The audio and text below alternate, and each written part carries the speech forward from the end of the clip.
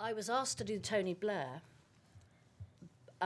because Richard Eyre had been asked to do it, who ran the National Theatre, but didn't have time to because he was running the National Theatre. And basically John Smith had died, and they wanted people to understand who this person was who'd taken over the Labour Party prior to the general election.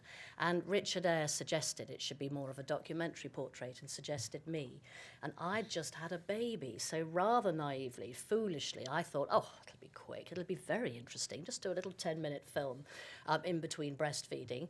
And 3.5 months of filming later, I was basically sitting outside the shadow cabinet room or outside the airport or outside the office. I broke through into his kitchen. It was a fantastically hard thing to do because what I was known for doing, which is portraits, which is why Richard Eyre had suggested me, was not something the Labour Party had understood, and they weren't really wanting to give anyone access to Tony Blair. Did they know did they actually know your work, do we think? No.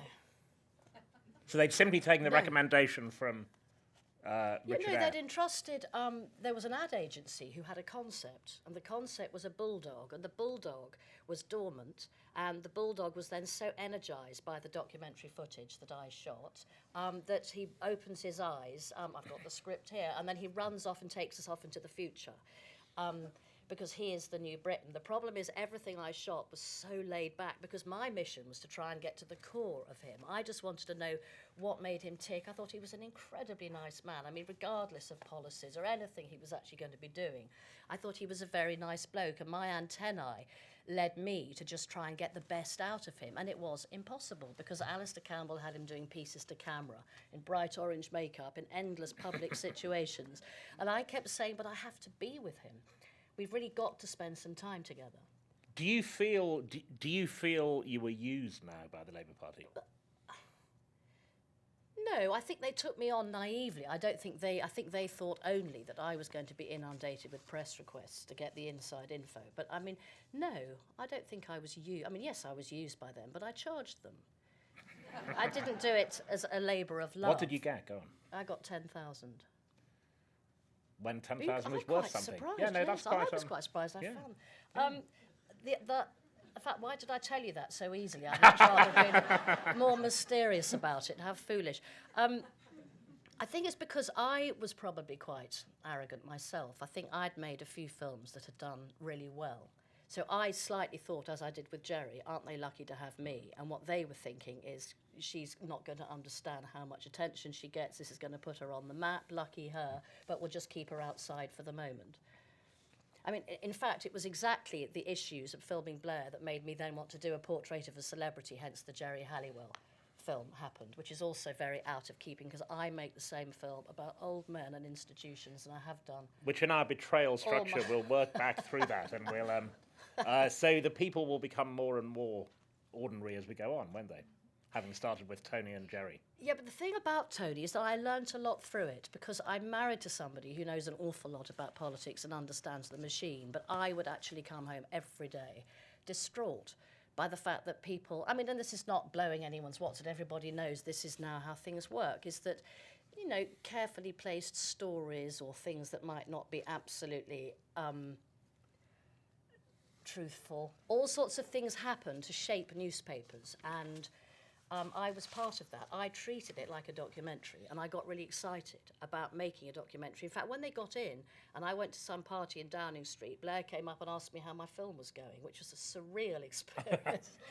My unease about you making the Blair film was the way in which politicians at that point, and then subsequently TV drama, for example, and advertisers have bought into they've tried to buy the vérité style to suggest authenticity.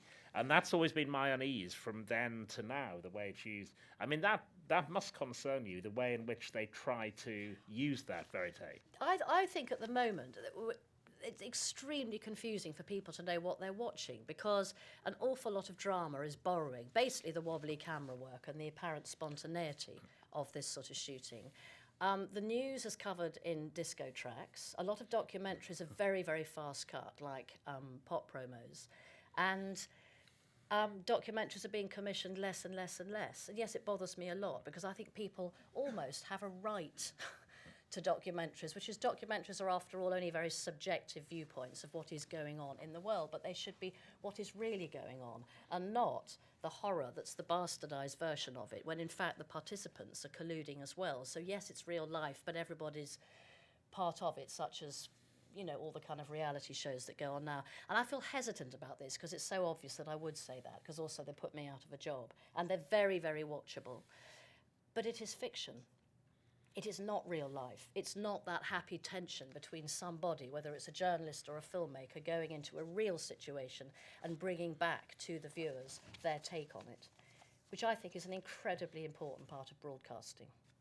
And your approach, which is what we're going to talk about, that you are a considerable presence, but scarcely ever seen. And if we compare that with the other extreme, say Michael Moore, the kind of reporter, documentary maker, or even Nick Brumfield, who increasingly has been more and more visible in his films, that pretty constantly throughout your career you've kept to the same approach, which is you are there and you are heard, and sometimes heard for quite a length of time, but not seen. Just talk about that. That's politely put. Well, I can't be seen because I'm behind the camera, remember, I shoot. In fact, somebody once really insultingly said, what I don't like about Molly Dineen's films is she's always in them. I was thinking, I can't be because I'm shooting them. But I think... but you are present, though. I'm very present, but I like to, in the earlier films, I'm really a springboard or the other, a tiny part of the conversation. The real worry for me in the Geri one is that I mean, we're watching her reacting to me banging on behind the camera, but it's partly because there's nobody else in that film. It was very hard to ever get anybody else in a scene with her, either because she wouldn't have it. I film her mother at one point, and she walks off in a tantrum and says, "You're not to make my mother famous, this is just me." So this is about she and I, and that is uncomfortable, I think, because I don't want that much of me. But it just had to happen. And she was film. Estranged from the other Spice Girls at that point, wasn't she? Yes. Yeah. But normally the technique is sort of conversational. So I'm there, and I'm not too participational, but I'm certainly not observational. And it is a style that came from those 1960s observational films when handheld cameras really first became used very widely, and people like Pennebaker and Wiseman were sitting in a corner of a room and they were watching. But mine absolutely aren't. I'm more likely to be in the middle of the room, or if I film a meeting, I'd probably have a chair at the table rather than be outside the circle.